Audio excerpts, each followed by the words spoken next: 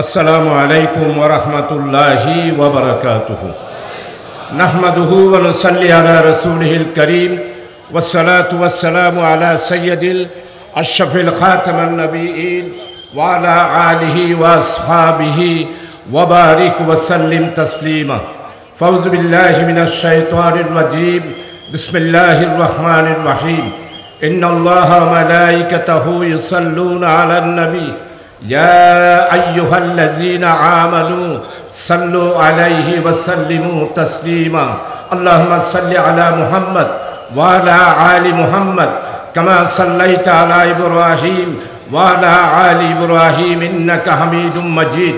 अल्लाहुम्मा बारिक अला मुहम्मद व अला आलि मुहम्मद कमा बारकता अला इब्राहीम व अला आलि इब्राहीम इन्नका हमीदुम मजीद। अल्लाहुम्मा सल्लि व सल्लिम अला नबिय्यिना मुहम्मद। अल्लाहुम्मा सल्लि अला मुहम्मदिन नबिय्यिल उम्मी व अला आलिहि व अस्हाबिहि व बारिक व सल्लिम तस्लीमा। अल्लाहुम्मा सल्लि अला मुहम्मद वसीलति इलैका व आलिहि व सल्लम व मा तौफीकी इल्ला बिल्लाह। सम्मानित আজকের কেরানীহাট প্রগতিশীল ব্যবসায়ী সমিতি লিমিটেড কর্তৃক আয়োজিত আজিমুশান নুরানি কোরআন তাফসীরুল কোরআন মাহফিলের আজকের এই শানদার নুরানি মাহফিলের সম্মানিত সদরি জলসা, সম্মানিত পীর সাহেব গারাঙ্গিয়া দরবারের নেক নজর হযরতুল আল্লাম আলহাজ মাওলানা আব্দুল হালিম রশিদি সাহেব, সম্মানিত মঞ্চে উপস্থিত আছেন হাজারাতুল উলামায়ে কেরাম ওয়াইজিনে কেরাম, বিশেষ করে ইসলামী আন্দোলনের নেতা জনাব হযরতুল আল্লাহ মাওলানা কামাল উদ্দিন সাহেব, সম্মানিত প্রিয় ভাই ডাক্তার জলিল সাহেব, লোহাগাড়া ইসলামী আন্দোলনের নেতা প্রিয় ভাই হযরতুল আল্লাহ আলহাজ মাওলানা আবুল কালাম সাহেব, সম্মানিত ডাক্তার নুরুল হক সাহেব, জনাব ওয়াজেদ আলী ভাই, সাবেক উপজেলা চেয়ারম্যান জনাব জসিম উদ্দিন ভাই, আমাদের এই অঞ্চলের ইসলামী আন্দোলনের নেতা জনাব সিরাজ ভাই, সম্মানিত আরও অনেক আমার বুজুর্গানে দ্বীন এবং ওয়াইজিনে কেরাম এবং আমার ছাত্র বন্ধুরা, এই ব্যবসায়ী সমিতির নেতৃবৃন্দ এবং আমার সর্বস্তরের মুরব্বী, এই এলাকার গণ্যমান্য আমার সম্মানিত ব্যক্তিবর্গ, বন্ধু, রাজনৈতিক দলের সমর্থক, সর্বস্তরের আমার প্রিয়বাসী, আমার আজকের এই শানদার নুরানি মাহফিলের আমার প্রিয় তৌহিদি জিন্দাদিল আল্লাহর মুমিন আমার ছাত্র যুবক বন্ধুরা এবং সর্বস্তরের বাইশো, আমি আল্লাহ তাআলার শুকরিয়া আদায় করছি। দীর্ঘ প্রায় আজকে 2008 সালের আমি এইখানে একটি সম্বর্ধনা সভায় বক্তব্য রেখেছিলাম। 8 সালের পর আজকে 2025 সালে এসে আমার প্রিয় কেরানীহাট হযরতুল্লাহ মাওলানা মুমিনুল হক চৌধুরীর কেরানীহাট, এই এলাকার সর্বস্তরের প্রবীণ অনেক আলেমদের এই মাহফিল যেখানে হতো, সেই রকম একটি শানদার আজকের এই মাহফিলে এত বছর পর কোথায় 8 সাল আর কোথায় 25 সাল, আজকে 25 সালে আপনাদের খেদমতে এসে কোরআন মজিদের শানে আয়োজিত তাফসীর মাহফিলে আপনাদের সামনে হাজির হতে পেরেছি। আমার মুরব্বীদের চেহারা দেখতে পাচ্ছি, আমার যুবক ছাত্র, আমার দোকানদার, দোকান কর্মচারী, সর্বস্তরের প্রিয় দেশবাসীর সামনে আজকে কিছু কথা বলার সুযোগ ব্যবসায়ী কল্যাণ সমিতি আমাকে করে দিয়েছে। এই জন্য আল্লাহর দরবারে অবনত মস্তকে সিজদায় পড়ে শুকরিয়া আদায় করছি। ইয়া রাব লাকাল হামদ কামা ইয়ামবাগি লিজালালি ওয়াজহিকা ওয়া আযীমি সুলতানিকা। আমি যেই শুকরাতান কলমা পড়লাম, এটা আল্লামা হযরত মাওলানা দেরওয়ার হোসেন সাইদি রহমাতুল্লাহ আলাইহি 27 বছর তাফসীরুল কোরআন মাহফিল সহ সারা বাংলাদেশের প্রত্যেকটা মাহফিলে উনি এই শুকরাতান কলমা পড়তেন। এই শুকরাতান কলমার ফজিলত অনেক বিরাট। আমি যে এখন পড়লাম, লক্ষ কোটি ফেরেশতা আল্লাহর দরবারে চলে গিয়েছে, বলছে কেরানীহাটে তাফসীর মাহফিল হচ্ছে, তোমার গোলাম নগণ্য না খাক সার নালায়েক না খান্দা গোলাম তোমার দরবারে শুকরিয়া আদায় করেছে। আল্লাহ বলবেন, ও ফেরেশতারা, আমার বান্দা পড়েছে, তোমরা এর সওয়াব লিখে শেষ করতে পারবে না। আমার বান্দা যেই দিন আখিরাতে জান্নাত জাহান্নামের ফয়সালা হবে, ঠিক সেই সময় আমার বান্দা যখন জান্নাতে যেতে সওয়াব থাকবে না, তখন আমি আল্লাহ আমার নিজের কুদরতি হাতে তার আমল নামায় এই শুকরাতান কলমার সওয়াব লিপিবদ্ধ করে দেব। সুবহানাল্লাহি ওয়া বিহামদিহি। এই জন্য আমরা সবাই মিলে একসাথে সাইদি সাহেবের সাথে যেভাবে পড়তাম, এখন সবাই পড়েন, ইয়া রাব লাকাল হামদ কামা ইয়ানবাগি লিজালালি ওয়াজহিকা ওয়া আযীমে সুলতানিকা। প্রিয় সম্মানিত উপস্থিতি, আমরা যারা এসেছি সওয়াবের উদ্দেশ্যে এসেছি। এটা কোনো দুনিয়াবি মাহফিল নয়, এটা কোরআনে মাজিদের মাহফিল। আল্লাহ তাআলা কোরআনে মাজিদের শান আর মর্যাদা সম্পর্কে ইমাম হাম্বল রাদিয়াল্লাহু আনহু একটা ইরশাদ আছে। আমার আজকে সম্মানিত সভাপতি এই বইটা উনিও পড়েছেন, ইমাম হাম্বল রাদিয়াল্লাহু আনহুর জীবনী। সম্মানিত ভাইরা, আপনারা যারা এখানে উপস্থিত হয়েছেন, অনেক আলেম ওলামা আছেন। আল্লাহর মেহেরবানি, আমি আপনাদের ভাই হিসাবে আজকে আপনাদের খেদমতে বলবো, ওলিয়ায়ে কেরামের জীবনী আমি যতটুকু পড়েছি, আমার মনে হয় কোনো আলেমও এতগুলা ওলিয়ায়ে কেরামের জীবনী পড়ে নাই। তাজকিরাতুল আউলিয়া থেকে শুরু করে আরব জাহানের বিশ্বের ওলিয়ায়ে কেরাম সবার জীবনী পড়েছি। ওলিয়ায়ে কেরামের জীবনী পড়া দরকার। ওলিয়ায়ে কেরামের জীবনীর মধ্যে সহবত এবং আমাদের আদর্শ চলার বিশাল নির্দেশিকা আছে। ইমাম হাম্বল রাদিয়াল্লাহু আনহু আল্লাহ তাআলাকে 100 বার স্বপ্নে দেখেছেন। আল্লাহকে জিজ্ঞাসা করছেন, হে আল্লাহ বারি তাআলা, আমি তো আপনাকে স্বপ্নে দেখলাম, আমার একটা জিজ্ঞাসা যে আপনি কোন কাজে বেশি সন্তুষ্ট হন? আল্লাহ বারি তাআলা বলছেন, ও ইমাম হাম্বল, আমার বান্দা যখন কোরআনে মাজিদ নিয়ে বসে ঘুরে ঘুরে দালানে মসজিদে, তখন আমি আল্লাহ আরশে আজিমে থাকতে পারি না। আরশে আজিম থেকে আমার কুদরতি নজর দিয়ে ওই গরিব, ওই নিঃস্ব কোরআন তেলাওয়াতকারীর দিকে আমি তাকিয়ে থাকি। সুবহানাল্লাহি ওয়া বিহামদিহি। আজকে সেই রকম কোরআনে মাজিদের তাফসীর। কোরআনে মাজিদ কি এমনি এসেছে? কোরআনে মাজিদের আগে আরো 3টা বড় বড় আল্লাহর কিতাব দুনিয়াতে নাজিল করেছিল। একটা হলো তাওরাত, আরেকটা হলো জবুর, আরেকটা ইনজিল। সম্মানিত ভাইসো, বড় বড় এই 3টা কিতাব 1,24,000 কি মতান্তরে 2,36,000 পয়গম্বর দুনিয়া থেকে চলে যাওয়ার পর, তসলিম নেওয়ার পর আল্লাহ তাআলা কেন আর একটি আসমানি কিতাব নাজিল করলেন? এটা হতো বিশাল একটি গবেষণার বিষয়। সেই আলোচনার দিকে গেলে অনেক সময় লাগবে। আল্লাহ তাআলা শেষ আখেরি হাসরের দিনের আগে পর্যন্ত আল্লাহ তাআলা মানব জাতির মুক্তির জন্য, মানব জাতির কল্যাণের জন্য, মানব জাতির সমস্যার সমাধানের জন্য আল্লাহ বারি তাআলা পৃথিবীতে যত মানুষ আছে, যত মানুষ 1400 বছর আগে থেকে চলে গিয়েছে, আগামীতে হাসর পর্যন্ত যত মানুষ পৃথিবীতে আসবে, সমস্ত মানুষের সব কিছুর সমস্যার সমাধান হচ্ছে কোরআনে মাজিদ। তাই এই কোরআনে মাজিদ যখন আমার নবী আকরাম সাল্লাল্লাহু আলাইহি ওয়াসাল্লামের উপর নাজিল হতো, আমার নবীর এই কলিজার উপরে স্কুলের ঘন্টা বাজলে যেমন ঘন্টা শব্দ হতো, আমার নবীর শরীরে সেই রকম শব্দ হতো।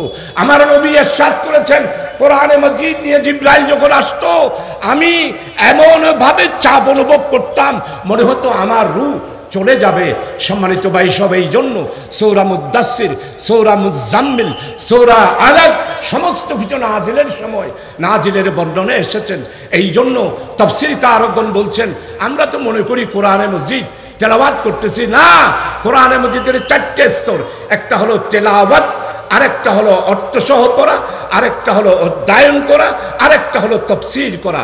সম্মানিত ভাই, সব ইরানের একজন তাফসীরকারক বলছেন যে আর পৃথিবীর মানুষ, কোরআনের তাফসীর করা সহজ নয়। কোরআনের তাফসীর মানুষকে বুঝার জন্য যতটুকু করা ততটুকু করা, কিন্তু এই কোরআনের তাফসীর একমাত্র আল্লাহ বারি তাআলা যেটা নির্ধারণ করে দিয়েছেন সেটা উনি বলছেন, ও দুনিয়ার মানুষ, জালিকাল কিতাবু লা রাইবা ফি হুদাল লিল মুত্তাকিন। শুধু কোরআন শরীফের এই আয়াতের তাফসীর করার জন্য ওই তাফসীরকারক বলছেন 2.5 ঘন্টা সময়ের প্রয়োজন হবে। তারপরও আলহামদুলিল্লাহ আজকে আপনারা যারা উপস্থিত হয়েছেন, কোরআনে মজিদ তেলাওয়াত করা সওয়াব, কোরআনে মজিদ অর্থসহ পড়া আরো বেশি সওয়াব, কোরআন অধ্যয়ন করা আরো বেশি সওয়াব, কোরআনের তাফসীর করা আরো বেশি বেশি সওয়াব। এই তাফসীর মাহফিল হচ্ছে আজকে ব্যবসায়ী কল্যাণ সমিতির এই মাহফিল।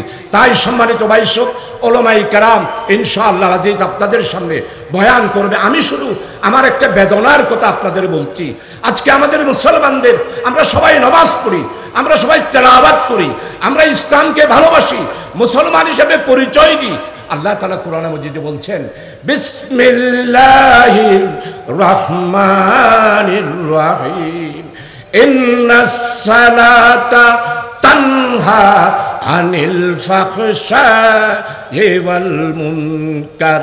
ও বান্দারা, ও আমার পৃথিবীর মানুষ, তোমাদেরকে নামাজ ফাহিশি কাজ থেকে বাঁচাবে, নামাজ তোমাকে ঘুষ নেওয়া থেকে বাঁচাবে, নামাজ তোমাকে গুদামজাত করা থেকে বাঁচাবে, নামাজ তোমাকে ভেজাল খাদ্য থেকে বাঁচাবে, নামাজ তোমাকে দুর্নীতি থেকে বাঁচাবে, নামাজ তোমাকে মিথ্যা কথা থেকে বাঁচাবে, নামাজ তোমাকে ব্যভিচার থেকে বাঁচাবে, নামাজ তোমাকে অবৈধভাবে মাটি কাটার থেকে বাঁচাবে, নামাজ তোমাকে চাঁদাবাজির থেকে বাঁচাবে, নামাজ তোমাকে অন্যায় থেকে বাঁচাবে। কিন্তু আজকে বড় দুঃখের বিষয়, ভেজাল খাদ্য মুসলমানদের, মুনাফাকুরি মুসলমানদের, ব্যাংক থেকে টাকা নিয়ে টাকা নেওয়া দেওয়া সেটাও ব্যাংক আজকে মুসলমানদের, খাদ্যদ্রব্যে ভেজাল দেওয়া তাও মুসলমানদের, লক্ষ লক্ষ কোটি কোটি টাকা রাষ্ট্রীয় সম্পদ বিদেশে পাচার করে দেওয়া এটাও মুসলমানদের। সম্মানিত ভাইসব, বড় দুঃখ, আমাদের এই দেশ সুজলা সুফলা শস্য শ্যামলা দলে ধান্যে পুষ্পে ভরার দেশ, 1000 বছর 400 বছরের উন্নয়নশীল একটি দেশ। আজকে আমরা স্বাধীন হলাম 54টি বছর, 25 বছরের পাকিস্তান, 200 বছরের ব্রিটিশ বেনিয়ারা আমাদেরকে লুণ্ঠন করে শোষণ করে আমাদেরকে সমস্ত সম্পদ বাংলার থেকে লুটে নিয়ে গিয়ে ইউরোপের সভ্যতা গঠন করেছে, লন্ডনের সভ্যতা গঠন করেছে। আমরা আজকে নিঃস্ব জাতিতে পরিণত হয়েছি। আমাদের এই দেশ 54 বছরে, আপনারা জানেন 1971 সালে আমাদের এই দেশের 30 লক্ষ দামাল ছেলেরা নিজের প্রাণের রক্ত দিয়ে আমার এই দেশটি স্বাধীন করেছিল। 26শে মার্চ স্বাধীনতা ঘোষণা হয়েছে। 9 মাস সশস্ত্র যুদ্ধের মাধ্যমে সেই পাক হানাদার পশ্চিমা শাসক গোষ্ঠীর বিরুদ্ধে 9টি মাস সশস্ত্র লড়াই করে 16ই ডিসেম্বর আমরা একটি বিজয় লাভ করলাম। কিন্তু বড় দুর্ভাগ্য, 54 বছরে আমরা স্বাধীনতার স্বাদ পাই নাই। জনগণের সেই দিনের 7.5 কোটি মানুষ আজকে 18 কোটিতে রূপান্তরিত হয়েছে। আমরা আমাদের দেশের সমস্যার সমাধান করতে পারি নাই। আমরা আমাদের মুসলমানদের আকীদা বিশ্বাস অনুসারে 54 বছর আমরা চলতে পারি না। আপনারা জানেন 1971 সালের 16ই ডিসেম্বরের স্বাধীনতা, 26শে মার্চের স্বাধীনতা, 16ই ডিসেম্বরের বিজয় দিবস, আজকে 53 বছর অতিবাহিত হলো। স্বাধীনতার প্রাপ্তি এবং আমাদের আশা এবং আকাঙ্ক্ষা আমরা একসাথে মিলাতে পারি নাই। আমরা সত্যিকার অর্থে আজকে মাথা উঁচু করে দাঁড়িয়েছি, স্বাধীনতার স্বাদ মুখ করেছে। 2024 সালের 36শে জুলাই, আজকে 5ই অগাস্ট আমরা এই দেশে আমরা স্বাধীনতার পূর্ণতা লাভ করেছি। তাই বলতে চাই, এই 5ই অগাস্ট 36শে জুলাই হলো সত্যিকার স্বাধীনতা, দ্বিতীয় স্বাধীনতা। 26শে মার্চের স্বাধীনতা স্বাধীনতা নয়, 5ই অগাস্ট 36শে জুলাই 2024 সালে আমার প্রিয় ভাইয়েরা রক্ত দিয়ে যারা গণ অভ্যুত্থান করেছে, সেটাই হলো আসল স্বাধীনতা, সেটাই হলো স্বাধীনতার প্রাপ্তি। প্রিয় ভাইসো, 1971 সালে স্বাধীন হলাম, 1943 সালে রাত হয়েছে। সম্মানিত সভাপতি আর বয়স্ক হিসাবে জলিল ভাই আছেন, আরো অন্যান্যরা আছেন, ওরা বাঁচবেন। 1971 সালে দেশ স্বাধীন হলো। 72 সালে মরহুম শেখ মুজিব আপনি দেশে আসলেন। আপনি দেশে এসে ঘোষণা দিলেন, বললেন আমার দেওয়ার কিছুই নেই, আপনারা 3 বছর ধৈর্য ধারণ করুন। এরপরে বক্তব্য দিয়া বললেন, দেশে পাই স্বাধীনতার পর সোনার কুড়ি, আমি পেলাম চুরের কুড়ি। যেদিকে তাকাই ডানে তাকালেও চুর, সামনে তাকালেও চুর, পিছনে তাকালেও চুর, বামে তাকালেও চুর। আমরা বক্তব্য সহ্য করলাম, কিন্তু দুর্ভাগ্য ৭৪ সালে এমন একটি দুর্ভিক্ষ হলো, ২৩ লক্ষ বাংলার মানুষ, বোকা নাঙ্গা মানুষ, ২৩ লক্ষ মানুষ সেই দিন দুর্ভিক্ষের কারণে নিহত হয়েছে। যারা মুরব্বী তারা সাক্ষী দেবেন। শুধু আজকে ইতিহাস বলছে এই জন্যে, আমার ডক্টর ইউনূস ৫৪ বছরে আর কোন রাষ্ট্রপতি নাই। বাংলার এই শাসন ক্ষমতায় এসে ঘোষণা দিলেন, আমি ক্ষমতায় আসি নাই, আমি দায়িত্ব পালন করার জন্য এসেছি। ৭৪ আপনারা বলে গিয়েছিলেন, রাজনৈতিক দলের নেতারা একমাত্র ৭৪-এর বক্তব্য আমি শাহজাহান চৌধুরী চট্টগ্রামে রেখেছি। এরপরে আমার ডক্টর ইউনূস সেই দিন ইনভেস্টমেন্ট সামিটের মধ্যে ডক্টর ইউনূস কেন দিয়েছে ১৯৭৪ সালে সেই দুর্ভিক্ষের কথা বলে। আপনারা দেখেন নাই তার চোখের পানি। ৭৪ সাল ভুলে গেলেন। আওয়ামী লীগের বন্ধুরা, আপনারা রাজনীতি করতে চান, আপনাদেরকে স্মরণ করিয়ে দিতে চাই, আমাদের এই দেশকে কিসিঞ্জার বলেছিল বটমহীন বাস্কেট, অর্থাৎ তলাবিহীন জুড়ি। আর শেখ মুজিব বলেছিল যে আমি যেদিকে তাকাই শুধু সেদিকেই চুরের করি। ১৯৭৪ সালের দুর্ভিক্ষ, ২৩ লাখ মানুষ মারা গেল, ৪০,০০০ নেতা, রাজনৈতিক নেতা কর্মীদের আওয়ামী লীগের লোকেরা হত্যা করেছে। আর আপনারা বলছেন আমরা একটু আসবো, একটু রাজনীতি করব। ১৮ বছর কি করেছেন? মনে মনে আপনারা এখানে অনেকে আছেন, আওয়ামী লীগ কেন আবার আইব মহল্লায়, ইটারা বুধবার দেশ দখল করবে মহল্লায়। ভাই সাহেব, স্পষ্ট করে কেরানীহাটের আজকের এই ব্যবসায়ী সমিতির কোরআনে মাজিদের রহমতের নূরানি আজিম উৎসব এই মাহফিলে স্পষ্ট করে বলতে চাই, বাংলাদেশে অন্য কিছু হতে পারে, শেখ হাসিনা আর আওয়ামী লীগ বাংলাদেশের রাজপথে রাজনীতি করতে পারবে না। প্রিয় ভাই, আমরা কোনো রাজনৈতিক বক্তব্য তাফসীর মাহফিলে দিতে চাই না। আমাদেরকে কোরআন থেকে দূরে সরিয়ে রেখেছেন। 18 বছর শাসন করলেন। আপনার আব্বা ৭১ থেকে ৭৫ করেছেন। ৭৫-এর হত্যাকাণ্ড শেখ মুজিবকে আওয়ামী লীগের লোকেরাই হত্যা করেছে। কোন জামাত শিবির স্বাধীনতা প্রেমিক কোন রাজনৈতিক দল শেখ মুজিবকে হত্যা করে না। আজকে স্পষ্টভাবে আমার যুবক ছাত্র বন্ধুরা যারা আছেন, আজকে ইতিহাস বলে যাচ্ছি। আজকে ১৯৭৫ সালের ১৫ই অগাস্ট, সেই দিন আমরা কেউ ছিলাম না। সেই দিন ছিল আওয়ামী লীগ, সেই দিন ছিল মুক্তিযোদ্ধার পক্ষের শক্তিরা। শেখ মুজিবকে মারলে আওয়ামী লীগের লোকেরাই বেড়েছে, শেখ মুজিবকে হত্যা করলে 15ই আগস্ট তারাই হত্যা করেছে। প্রিয় ভাই, ৭২ থেকে ৭৫-এর শাসনামল আপনাদেরকে চিন্তা করতে হবে। আমার এইখানে নেতৃবৃন্দ যারা আছেন, ভাই লেখাপড়া করুন। ৭২ থেকে ৭৫ দেখুন, আমার বাংলার মানুষ ৭২ থেকে ৭৫, ৪০,০০০ নেতা কর্মী আমরা হত্যা হয়েছি, রাজনীতি করতে পারে নাই। আওয়ামী লীগের বন্ধুদেরকে প্রশ্ন করতে চাই, আমাদের কি অপরাধ? ৭২ থেকে ৭৫ আপনারা আমাদেরকে রাজনীতি করতে চান নাই, শুধু জামাত করতে দেন নাই, ইসলামের নামেও ৭২ থেকে ৭৫ আপনারা কোনো সভা সমাবেশ রাজনৈতিক বক্তব্য আপনারা দিতে দেন নাই। তাই বলি, 18 বছর আপনারা শাসন করেছেন। আপনাদের এত আবদার, স্পষ্ট বলতে চাই, 18 বছরে ও শেখ হাসিনা $286 বিলিয়ন শেখ হাসিনার শেখ রেহানা বিদেশে পাচার করে দিয়েছে। আওয়ামী লীগের বন্ধুরা, পাতি নেতা, শিকি নেতা, আওয়ামী লীগ, স্বেচ্ছাসেবক লীগ, ছাত্রলীগ, আপনারা রাগ করতে পারেন, কিন্তু এই 18 বছরে আপনারা বাংলাদেশকে যেভাবে লুটপাট করেছেন, আপনাদের স্বয়ং প্রধানমন্ত্রী $286 বিলিয়ন বিদেশে পাচার করে দিয়েছেন। আপনাদের সালমানের প্রমাণ, আপনাদের সালামের মাসুদ, আপনাদের সিটি কোম্পানি, আপনাদের বসুন্ধরা, আপনাদের আজকে বাংলাদেশে 14টা প্রতিষ্ঠান বাংলাদেশকে শেষ করে দিয়েছে। আমাদের তাফসীর মাহফিলে আমাদের বক্তব্য একটাই, আমাদের বক্তব্য রাজনীতি নয়। 1400 বছর আগে আমার নবী নূরে মুজাসসাম রাসূল আকরাম সাল্লাল্লাহু আলাইহি ওয়াসাল্লাম, প্রিয় ভাই সব আপনারা জানেন, মদিনায় মুনাওয়ারাতে আমার নবী সাল্লাল্লাহু আলাইহি ওয়াসাল্লাম এই কোরআনে মজিদের রাজ কায়েম করার জন্য খন্দকের যুদ্ধে আমার সম্মানিত শ্রদ্ধাভাজন পীর সাহেব আছেন, ডক্টর নুরুল সাহেব আছেন, ওয়াজেদ ভাই আছেন, বলেন খন্দকের যুদ্ধ যখন আমি পড়ি অসম্ভব খারাপ লাগে। আমার নবী দয়াল নবী, যিনি না হলে আখের জাহান আমাদের সফায়ত কোনোই কিছু হবে না, যাকে আল্লাহ তাআলা হাসরের ময়দানে দান করবেন, কোন আম্বিয়া আলাইহিস সালামকে দান করবেন না, আমার নবীকে একমাত্র দিবেন। কি?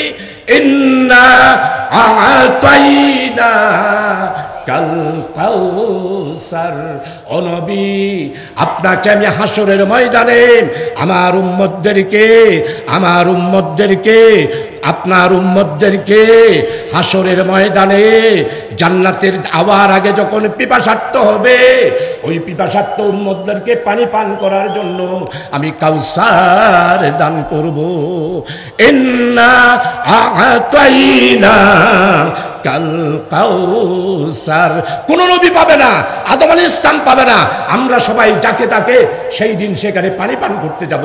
কিন্তু একদল মুসলমান যেতে পারবে না। তারা নামাজ পড়বে, তারা উমরা করবে, তারা হজ করবে, তারা কুরবানি দেবে, সব কিছু করবে, কিন্তু সেই দিন হাউজে কাউসারের পানি পাবে না।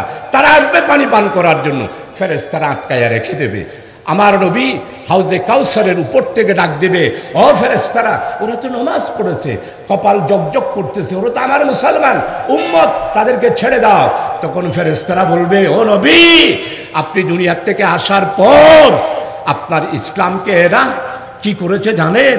আপনাকে তারা নবী স্বীকার করেছে, কিন্তু আপনি যে একটা রাষ্ট্র কায়েম করেছেন তারা সেটা স্বীকার করে নাই। আপনি যে অর্থ ব্যবস্থা করেছেন সেটা স্বীকার করে নাই। তাই সেই দিন আমাদের মরহুম সিদ্দিক আহমদ আজাদ রহমতুল্লাহ আলাইহি খুব সুন্দর করে বলেছেন, কবি জং মে সিপাহ সালা রহে আব, নামাজও মে বেসরদারে রাহে আব। আমার নবী মসজিদে যেমন ইমাম ছিলেন আর যুদ্ধের ময়দানে যুদ্ধ করেছেন। খন্দকের যুদ্ধে আমার নবী কিদার জ্বালায় পেটে পাথর বেঁধেছেন। আপনারা আমরা যারা এখানে আছি একদিনও ক্ষুধার জ্বালায় পেটে পাথর বেঁধেছি এটা আমরা কেউ বলতে পারবো না। আমার নবী একটিমাত্র ইসলামিক স্টেটের জন্য সেই দিন খন্দকের যুদ্ধে পেটে পাথর বেঁধেছেন। একদিন নয়, 2 দিন নয়। আমার নবী আয়েশা সিদ্দিকা রাদিয়াল্লাহু আনহা আয়াত করেছেন, এগুলো সহ্য হওয়ার মতো নয়। এই জন্য প্রিয় ভাই সব, আপনারা যারা এসেছেন, আমরা আজকে ইসলামী জীবন ব্যবস্থা কি জানি না, ইসলামী অর্থ ব্যবস্থা কি জানি না, ইসলামী বিচার ব্যবস্থা কি জানি না, ইসলামী সমাজ ব্যবস্থা কি জানি না। এখান থেকে আমাদেরকে আজকে 400 বছর আমরা দূরে সরে রয়েছি। তাই আমাদের বক্তব্য একটি, দেশের মানুষের মুক্তির জন্যে, মানুষের নির্যাতিত নিপীড়িত অসহায় নিরন্ন মানুষের সমস্যার সমাধানের জন্য একটি মাত্র উপায়। আপনারা মনে করবেন না কোরআনী শাসন মানে একটা বিশাল আজগবি কোনো কিছু না। কোরআনী শাসন, ওয়েলফেয়ার, একটি ইসলামিক স্টেট মানে হলো অন্ন, বস্ত্র, বাসস্থান, শিক্ষা, চিকিৎসা, গণতন্ত্র, বিচারালয়, শিক্ষা ব্যবস্থা, প্রশাসনিক ব্যবস্থা, সমস্ত কিছুর ব্যবস্থার নামেই হলো মদিনায়ে মুনাওয়ারাতে যে ইসলামী রাষ্ট্র কায়েম করেছিলেন নবী মুহাম্মদ রাসূলুল্লাহ সাল্লাল্লাহু আলাইহি ওয়াসাল্লাম। সমস্ত ভাইদের কেরামের বক্তব্য একটা, সমস্যার সমাধানের জন্য আল কোরআন। আর আমরা যেই সংগঠন করেছি, আমাদের সংগঠনের নাম বাংলাদেশ জামাত ইসলামী। আমাদের সংগঠন এশিয়া উপমহাদেশের বৃহত্তম একটি ইসলামী আন্দোলন। আমাদের এই আন্দোলন গড়ে উঠেছে রক্ত স্নাত অত্যাচার নির্যাতন নিপীড়নের পিরামিডের উপরে আমাদের এই প্রিয় সংগঠন। আমরা অতীতে যা বলেছি এখনো আমাদের বক্তব্য একই। আমরা কি আর কোনো ভিন্ন কথা বলি না? আমাদের বক্তব্য হলো এই দেশের সমস্যার সমাধানের জন্য আমাদেরকে ফিরে যেতে হবে। ইন্নাস সালাতা তানহা আনিল ফাহশাই ওয়াল মুনকার। নামাজ পড়ব, খাদ্যে ভেজাল দেব না। নামাজ পড়ব, সোনা চোরাবাড়ি করব না। নামাজ পড়ব, ওর আপনাদের গুটির ব্যবসা করব না, ইয়াবা ব্যবসা করব না। নামাজ পড়ব, ভেজাল দেব না। নামাজ পড়ব, গুদামজাত করব না।